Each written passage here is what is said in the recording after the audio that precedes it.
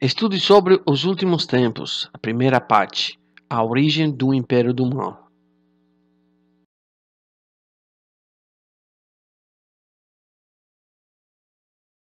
A nossa geração não experimentou nenhuma guerra, mas temos certeza que é assim.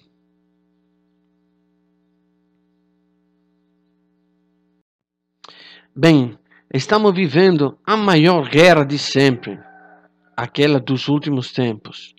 De fato, nosso pior inimigo tem 100.000 anos de experiência e é absolutamente invisível. Por isso é importante entender que sozinhos nunca podemos ganhar uma batalha espiritual. Imagina a guerra que determinará o nosso destino eterno.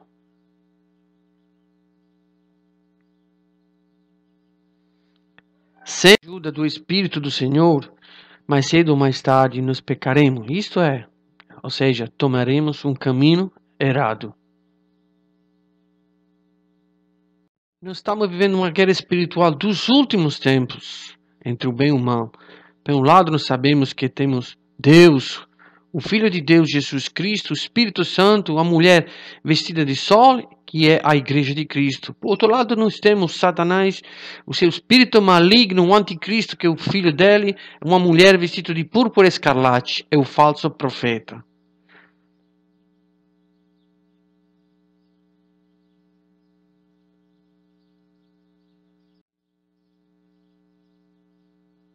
Vamos ler a introdução do livro da Revelação, do Apocalipse. Revelação de Jesus Cristo, que Deus lhe deu para mostrar aos seus servos o que em breve há de acontecer. Ele enviou os seus anjos para torná-la conhecida aos seus servos João, que dá testemunho de tudo o que ele viu. Isto é, a palavra de Deus é o testemunho de Jesus Cristo.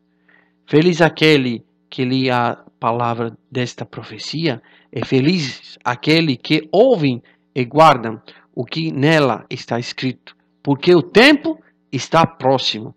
Então, meus amados, quantas vezes você ouviu falar que o livro do Apocalipse é um livro difícil, é um livro que vai ser interpretado? Nada de mais cerrado do que isto. Este livro foi escrito por nós. Aqui está escrito, por o servo de Deus. Então, que lhe disse que este livro é difícil para entender tudo isso? Não contou completamente a verdade. Porque nós precisamos entender próprio este livro sem nenhuma interpretação particular para nós aprender os fins dos tempos. Bom, e próprio no capítulo 12, no meio do livro do Apocalipse, nós encontramos a noiva do Senhor, ou seja, Israel, que é a igreja primordial. Vamos a ler. A mulher é o dragão, um grande sinal no céu, uma mulher vestida de sol, tendo a lua debaixo dos seus pés e uma coroa de 12 estrelas sobre a sua cabeça. E estava grávida, com dores de parto, e gritava com ânsia de dar à luz. Esta é a igreja, 12 estrelas são as 12 tribos de Israel. Ela está grávida porque Jesus nasceu entre a tribo de Judá. Continuando. E viu-se outro sinal no céu, e eis que era um grande dragão vermelho, que tinha 7 cabeças e 10 chifres, e sobre as suas cabeças 7 diademas, e a sua cauda levou após si a terça parte das estrelas do céu, e lançou-se sobre a terra. E o dragão parou diante da mulher que havia de dar à luz, para que, dando ela à luz, lhe tragasse o filho. E deu à luz um filho homem, que há de reger todas as nações com vara de ferro. E o seu filho foi arrebatado para Deus e para o seu trono. Essa é a imagem gloriosa de quem? O império do bem e do mal. Cristo nasce e volta para o céu. O dragão, o Satanás, queria matar ele, claramente não poderia conseguir.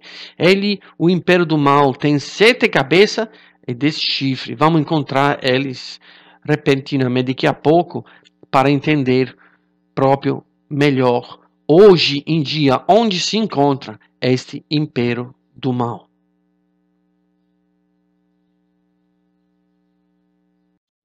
Agora estamos no tempo da graça. Este é o tempo que Deus dá a cada ser humano para decidir seu próprio destino. Ou seja, entrar na igreja de Cristo, fazer parte do corpo de Cristo, porque um dia vai ter um casamento, ou seja, começar já hoje a noivar, ter este momento glorioso com o Filho de Deus. Mas este tempo está acabando, logo esta aparente calma vai terminar. Falando do Apocalipse, um dos profetas mais usados por Deus foi Daniel, que precisamente predisse os eventos históricos e religiosos dos últimos tempos. De fato, o livro de Daniel é como a primeira parte de um filme, em que a segunda parte é o livro da revelação. Além disso, o Senhor, através de Daniel e para nós, nos explica a origem do império do mal.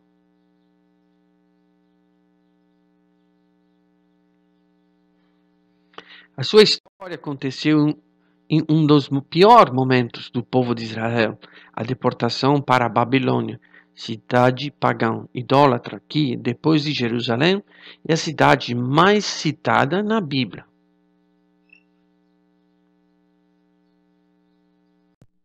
O período de maior esplendor para a Babilônia foi durante o reinado de Nabucodonosor, que reinou por 45 anos, tornando-se um dos maiores poderosos monarcas de todos os tempos. Os babilônicos destruíram o Templo de Salomão em Jerusalém no 576 a.C. nascer e deportaram os jovens judeus para as promissores para educá-los com doutrina e costume pagão da Babilônia. Mas Daniel escolheu permanecer fiel a Deus.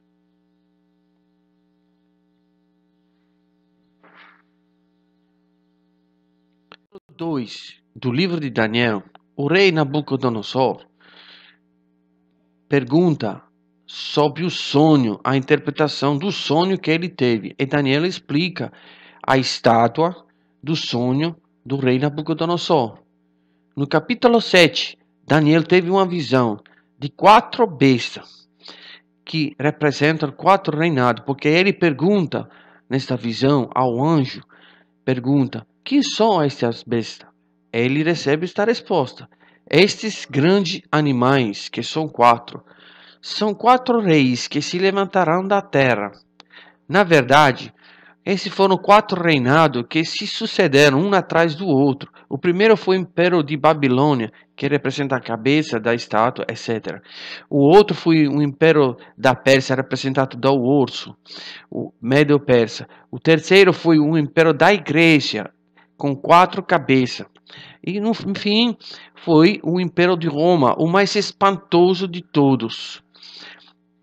Aí o anjo acrescenta uma frase, a mais importante, que nos leva aos últimos tempos. Diz assim, depois, no versículo 18, os santos do Altíssimo receberão o reino e o possuirão para todo o sempre, e de eternidade em eternidade. Ou seja, o anjo explica a Daniel que estes 4 reinados são os últimos antes da volta de Cristo, principalmente em referência ao último, porque a 4ª besta é o último império antes da volta de Cristo, porque depois, ou seja, depois do 4º reinado, os santos do Altíssimo receberão o reino, ou seja, a volta do Senhor, o reino milenário. Então, o Império de Roma, segundo esta parte importante do livro de Daniel, esta revelação que Daniel teve, é o Império de Roma. Mas será que hoje em dia existe ainda o Império de Roma? Vamos continuar a ler a descrição deste império da quarta besta para ver se este império existe ainda hoje. Então teve desejo de conhecer a verdade a respeito do quarto animal, que era diferente de todos os outros, e também a respeito dos 10 chifres que tinha na cabeça, e do outro que subiu. Prontos, irmãos. Existe apenas um reino que corresponde à profecia de Daniel perfeitamente. É o Sagrado Império Romano, ou seja, o Vaticano. Os 10 chifres são 10 reis que surgirão deste reino. Depois dele surgirá outro, que será diferente dos anteriores, e derrubará 3 reis. Vamos a ler o que aconteceu. De fato, após a queda do Império Romano do Ocidente, Justiniano, governante do Império Romano do Oriente, em 533 d.C., constituiu o bispo de Roma chefe de todas as igrejas, ou seja, a Igreja Universal Católica, isto é. Os Éruli, os vândalos e os ostrogotos se opuseram a este decreto e foram literalmente exterminados. Não existe mais esta etnia de povo. Olha como a profecia se cumpriu. O Vaticano é o último reinado antes da volta de Jesus. Em 538, o general Belisário expulsou de Roma o último povo rebelde, os ostrogotos. Assim começou o período previsto de 1260 anos da profecia sempre de Daniel, e proferirá palavras contra o Altíssimo, e destruirá os santos do Altíssimo, e cuidará em mudar os tempos e a lei.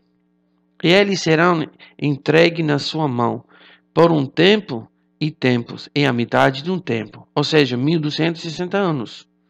O poder temporal dos papas foi abolido em 15 de fevereiro de 1798, quando a República Romana foi proclamada pelas tropas francesas que invadiram o Estado Papal. A profecia se cumpriu plenamente.